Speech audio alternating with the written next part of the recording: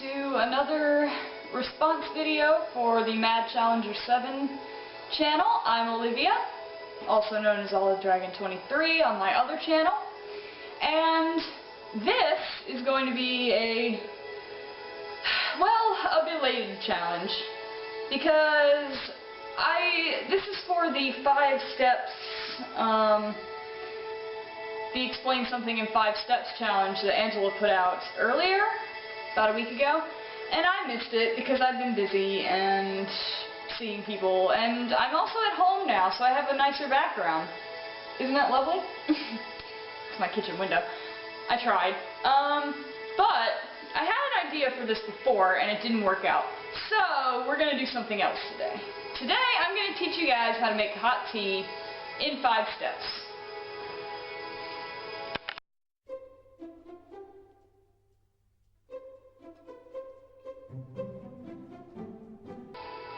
So the first thing about making tea is, if you don't have a teapot, you can use a microwave-safe mug, which I happen to have a few, and I'll show them to you in the next segment.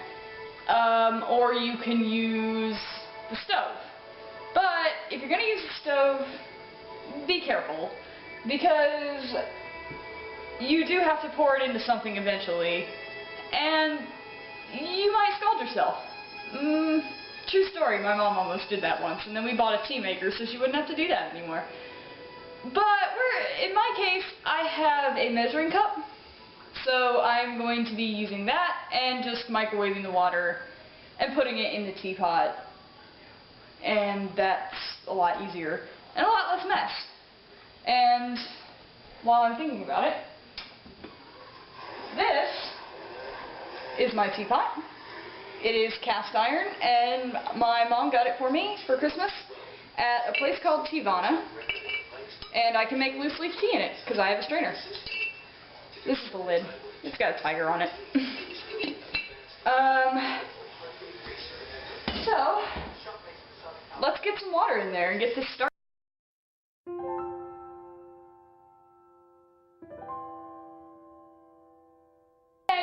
I lied. I can't find my measuring cup, so we're going to use this instead. It's the mug I'm going to be drinking out of, but it works just as well. I don't really need to make that much because it's just me anyway. So what you want to do, if I could not walk out of my shot, that would be marvelous, is put it in the microwave for about, I don't know, I usually heat my water for about 2 minutes. That gets it hot, but not so hot you can't drink it, because that would be unfortunate.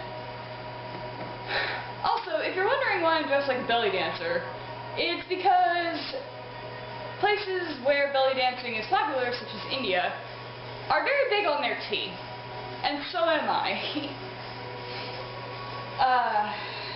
And now we wait.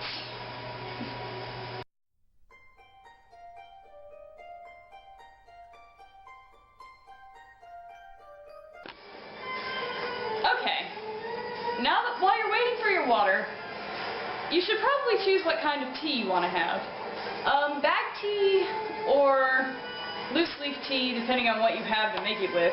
If you have a strainer, you can make loose leaf, but they're also good for bag teas. In my case, I collect a lot of tea because I live in a place that's frozen over for 6 months out of the year. So, behind me, I have Samurai Chai Mate, which is a white tea.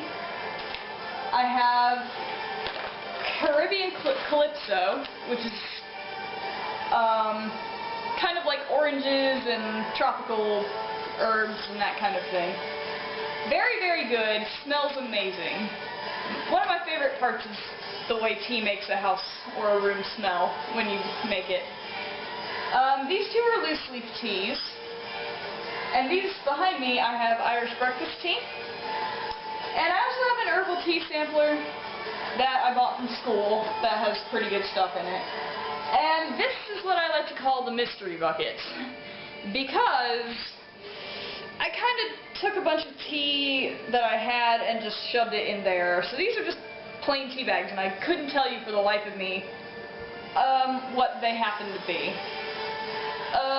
This is red rooibos, pineapple and mango, although the box told me that it was pomegranate. So this is also mystery tea because I've yet to figure out exactly which it is. Now, I would normally go for my loose leaf teas because I've had them a while and I like them, and I haven't had any for all winter because I forgot them. But I figured we'd mix it up a little. Let's make a combination of teas.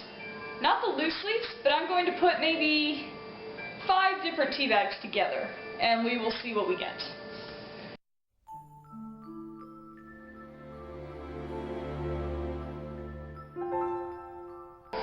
Okay, so now that you have some water into your teapot or whatever you're using, if you're using a mug, you should just stick the tea bags in the mug. That's really easy. You could probably stick loose leaf tea in the mug too, but you'd probably end up drinking it. So I don't know if you want to do that. If you're making tea in a pot, just hang the tea bags over the side of it and let them steep. Steeping is important for tea because if you don't let it sit long enough, it won't be good. It'll be too weak. If you let it sit too long though, it can be a little too strong, but everybody has their preferences. So right now, I have a combination of one of the herbal teas called Sleepy Time, honey vanilla chamomile, Irish breakfast tea, the mystery tea number 1, the red rooibos stuff, and mystery tea bag number 2, all mixed into this teapot together. I have no idea how it's going to taste, so you're going to find out when I do. I've also got another cup of water in the microwave, and it just finished. But when you let your tea steep, and if you're making it on the pot, you should wait till it boils, but don't overboil it, because then it'll just be gross. Trust me on that one. Also, it will overflow and mess up your stove, and nobody wants that. If you're making tea, whether it's hot or cold on the stove, when you pour it into a pitcher, don't add water to it, because it'll weaken it and it won't taste as good. You don't want to add water. If you need to make more, you can make more, but don't add water to fill up the pitcher. Just let it be. Alright, once your tea is steeped, however long you want it to, or however long you're supposed to, because different teas have different steeping times. But since we're doing mystery mix, it doesn't really matter, just until you think it's strong enough. Usually when you can smell it, that's a good sign.